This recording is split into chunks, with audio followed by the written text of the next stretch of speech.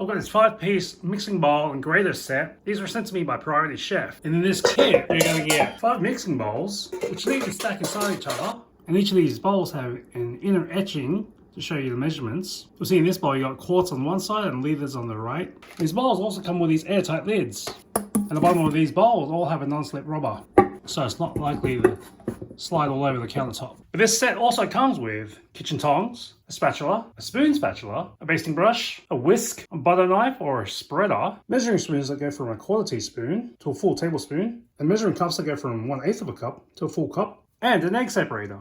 We can test out the bowl. I've got some water in here. Let's put the lid on.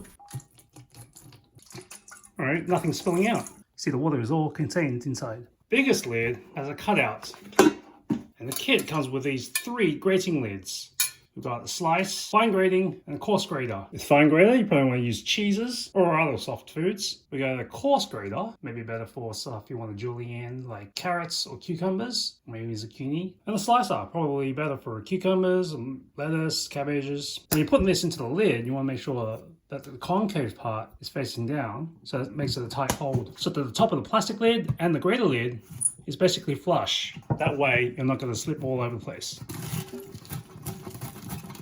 I've run out of other vegetables, but a banana should do.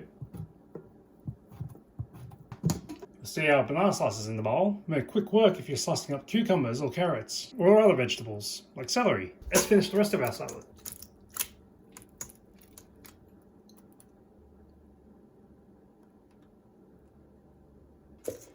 You'll notice the lid to the mixing bowl has an inset that you remove, allowing you to, with your hand mixer, fit it right inside. Mix your dough, cake, or banana bread without it splashing everywhere.